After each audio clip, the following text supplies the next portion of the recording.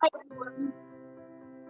Hi everyone, and welcome to the Success Stories of Black, Brown, and White People series. I am the host, and my name is Maswa Blossom Yameto, best-selling author of the children's books Black, Brown, and White. We all feel, and Black, Brown, and White. We're all beautiful. Around the world, there are many successful people, and it is our job to bring them to you one at a time from near and far to inspire us all. Joining us today is the beautiful, amazing, and talented Samora Smallwood.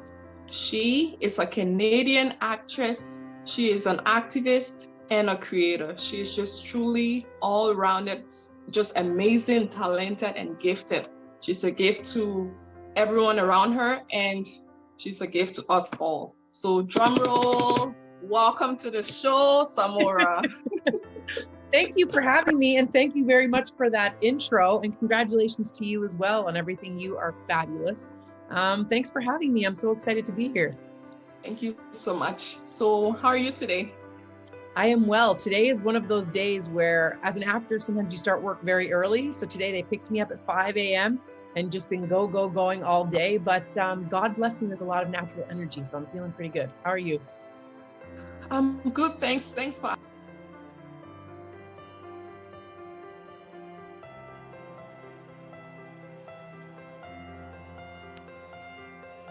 asking. It's also been a long day for me too. So I'm just gonna do this before we start. Positive vibes, positive vibes, yes. Positive vibes. Negative energy. Oh wait. Let's start. Yes. So diving right into the questions. In your mind, who is a successful person? In the whole wide world? Yes, who would you consider as a successful person? What traits can you see in a successful person? I think a successful person is anyone who decides for themselves that they have a goal and they're going to go after that goal. And every day, no matter what setbacks they have or joyous celebrations they have, you just keep going, because sometimes from afar, when someone is a success, it seems like it was overnight, or how come they're so lucky and I'm not? What relationships must they have that I don't? But when you get to know someone successful behind the scenes, or you do experience success yourself, you do notice that all those relationships that you have, you spend years cultivating and building. You spend years cultivating yourself as a person and the way that you move in the world. And it takes a lot of hard work. So anyone who keeps showing up every day is a success for me. But there's so many people that come to mind. We just were a part of Sibway's 100 Black Canadian Women to Watch for the year, and the room was full of successful women. Yes? Yes. In so many different fields too, which was really cool. I love that answer. Yep. Success is not necessarily always built overnight. It takes time to cultivate. So I really love that. Thank you so much for that answer. You're welcome. And also, if I could add a little teeny tiny thing, I think that when somebody finds their voice, however you find it, and really embraces it, that's a success to me as well. And the person that always pops to mind is someone like Michelle Obama. A woman comes into our mind as a partner of a man. And for women in our world, finding your own voice and your own power is so important. So Michelle Obama just burst onto the scene, and I don't know if your viewers have read her book, but she has so many gems and insights about taking care of your family, but also cultivating your own ambition and how that's not a bad thing for women. And she has her next book coming out. So I look at that and I think that as a woman who comes onto the scene as a partner of a man and could just stay kind of quiet, she really has created this space where we can look up to her and think, that's what success looks like on your own terms. And she has an amazing quote where she says, someone said, like, how does it feel when you get to the table with all these really traditionally powerful people and you feel intimidated? I'm just like kind of bungling the quote, but she basically says that when you get to the table, you discover that all of those men, pretty much, and traditionally white men at the table, aren't as smart as you think. So that's actually, that goes through my head. I kid you not. When I go into places that would traditionally make you feel intimidated, or where there aren't people like you in the space, I automatically think of that quote, and it helps me relax, because I realize they're not as smart as they claim to be, or that you might think they are, and that everyone is on an equal playing field, and that you have worthiness and value on your own. So yeah, we're all unique. We're all brilliant, and there's no need comparing yourself to the other person or feeling intimidated by the other person. You have something to bring. So believe in yourself and be confident, right? So getting a little bit personal, tell us your success story. How is it? Your success story. We want to hear about your success story. Oh my gosh, that is such a big question, because you're constantly leveling up, and each time you achieve something as a very ambitious person, and maybe a little sprinkle of perfectionism, you have a next thing that you want to do. So I'm not going to lie, when people ask about that, I'm just like, oh my gosh, me, I'm successful. But yes, I am a working full-time actor. I have created a living in the arts. I'm an entrepreneur as well. I have an acting studio, the Actors Work Studio. I'm an activist with ACTRA Toronto, representing BIPOC performers and empowering voices, and being a true ally for traditionally marginalized and historically excluded people. That is totally my vibe. I grew up in a biracial household, an interracial household, I should say. My mother is white and my father is West African. So it was always in our house, the conversation of rights. It was very common for us to read Toni Morrison, James Baldwin, Richard Wright, Langston Hughes. That was the kind of stuff my mother always gave us. So I can remember when I was little, my mother giving me I Wouldn't Take Nothing for My Journey Now by Maya Angelou. And I still have that copy of the book, and it's totally falling apart. So I think that's where the success starts, with children, and letting them, not treating them like they're stupid, and not just kind of turning them off. I know it's very easy to give them devices now. And I say this as a non-mother, so I'm not shaming anyone who has a tablet for their kid. But I do think that a big part of what started my curiosity about the world and about storytelling was from the way I was raised. And then my success, I guess I'm indefatigable. The energy thing comes back up. I just don't stop. I can't stop. And it's really cool, because if you follow me, you know, I'm really big on honoring our ancestors, and everything that we do and every opportunity that we have is a way of honoring them, because maybe they did not get to achieve all of the things that we have the opportunity to do so. And I'm not even just talking about back in our timelines. I mean, our mothers and our grandmothers, the people who made sacrifices for us to do what we do now. So that is a part of the success story as well, because every day when you wake up and you get to choose what you do, and you get to do it with passion and conviction and excitement, and you get to pick what you do, that's success. That is success. You summarized it for us. I could listen to you speak all day. So, thank you. How do you set yourself apart from others who are trying to achieve a similar goal? Oh my gosh. That's a tough one, because it's a really tough thing to talk about, especially when you think about the intersections in our world, like say being a woman and being a woman of color, and anytime you have an identity that plays a role in how you achieve what you achieve in the world. That, I think, in and of itself is a huge thing, because we are so trained from the outset in the world that being like everybody else and staying safe and fitting into the box is the way to do it.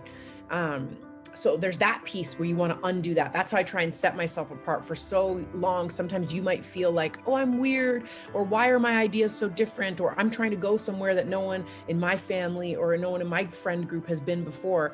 And it's really a testament to the strength of character that you possess when you keep going down that path, even though everywhere in the world is teaching you pretty much to be the same, do the same, stay safe, don't raise your voice, don't make a big scene.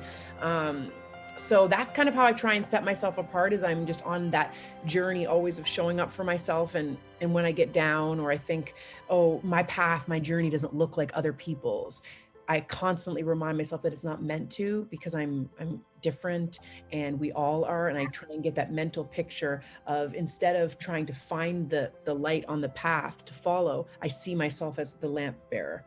I'm holding the light, and I'm making the path. And then you can bring people with you. So that's how I try and do it. You light the way for others. I try, because it's very tough when you look and you're like, in my family,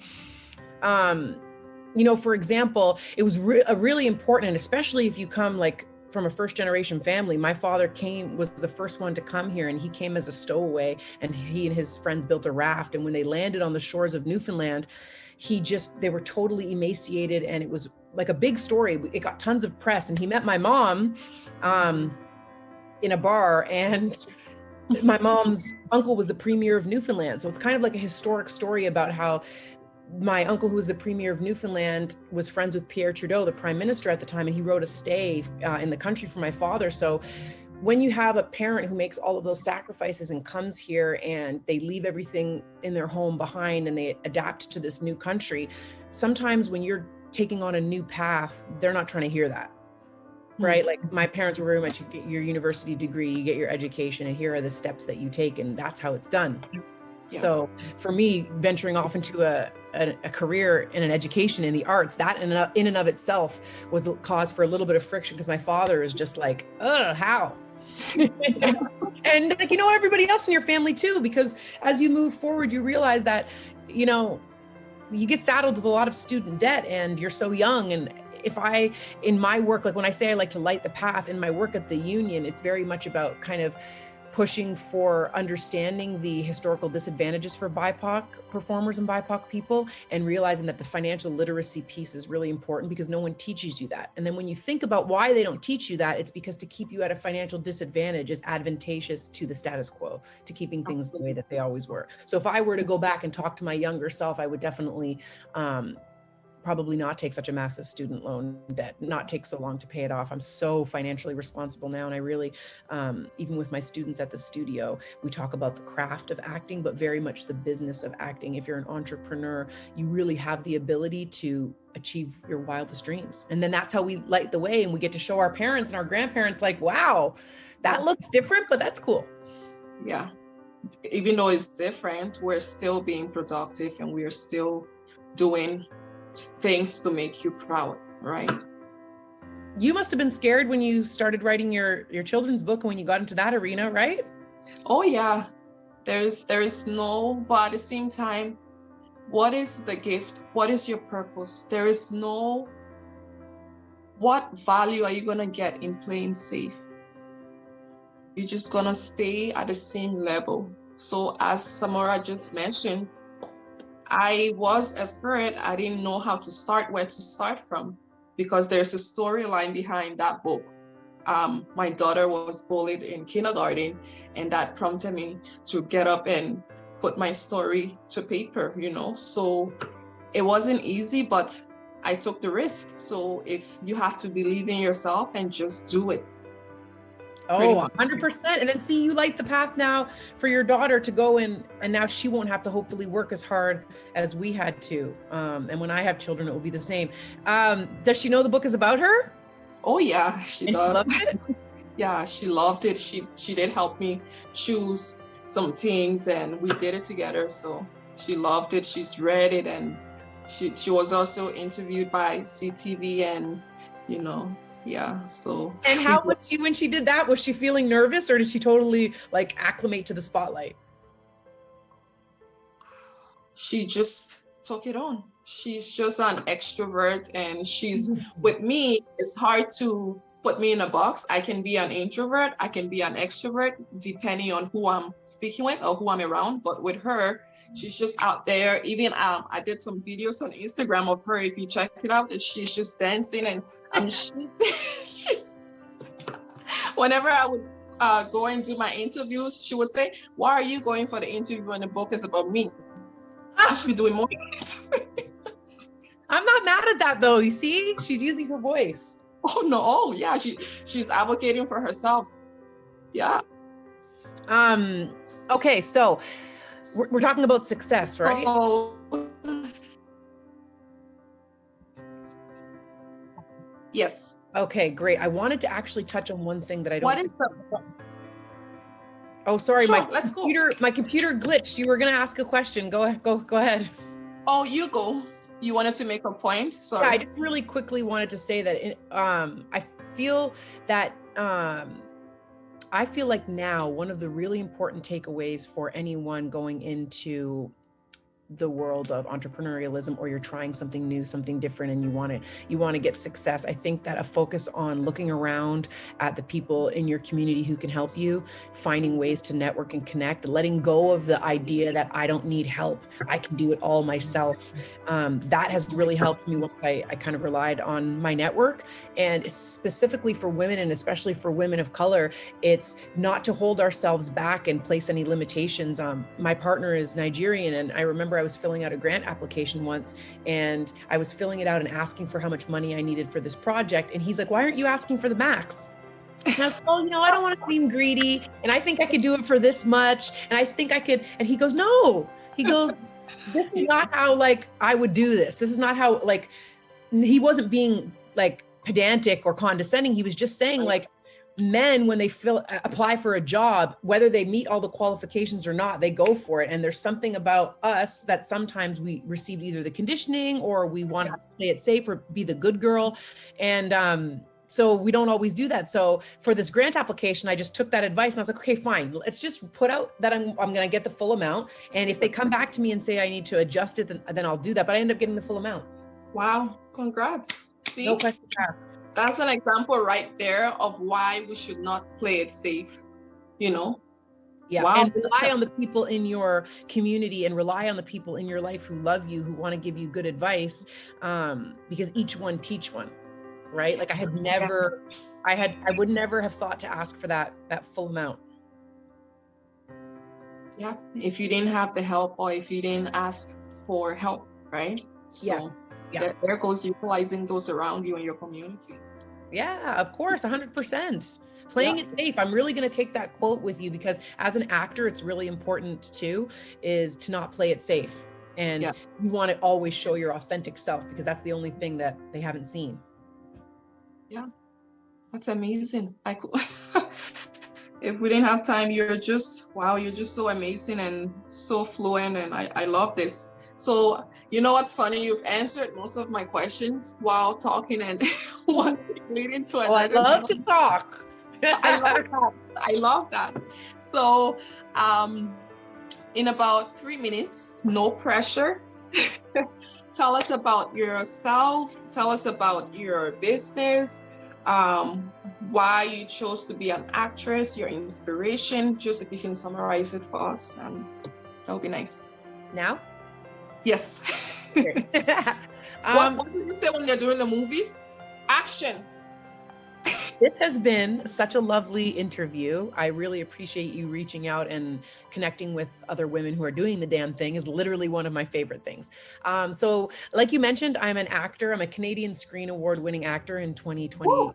This year, I won the Best Lead Actress Award, which was pretty surreal, and it was still in COVID times. So it's been really, really great. I have a bunch of projects coming out. I'm currently working on a TV show. I worked with OWN and met Oprah Winfrey doing The Kings of Napa last year, a massive bucket list moment. And I have a show, Circuit Breakers, coming out on Apple TV in January. I have The Way Home coming out in January. And I just did a film in Chicago, my first American project, with Sean Astin, and that comes out sometime in 2023. And I have my own business, the Actors Work Studio, where my true goal is to empower other performers to trust themselves, trust their own voice, and wherever you come from, that's something that we want to explore. So if you are an actor, or you want coaching, or you have someone in your life who's getting into acting, coaching and career consultation is something that I do, because I know that when you kind of start out in an industry, there's all these people who are in charge telling you how you have to be and what you have to get rid of your true self in order to fit in. And now we're coming into the new part of our world where we know that that's not true. So, and then of course, I'm the former Diversity and Inclusion Committee co-chair at Actor Toronto, currently an elected counselor, with my main passions being equity, diversity, inclusion, real representation, and making sure that there are more people of color, and definitely women of color, in the decision-making positions in our industry. And I'm also developing my own TV series, for which I received a Canada Council grant to shoot the teaser, and now we are currently in development. So, we'll sleep another time. Sleep when we're dead. Love to see. Oh yeah, sleep for the dead. Yeah, literally. I say that stuff out loud sometimes, and I'm like, whose life is that? Oh yeah, that's my life. Oh yeah.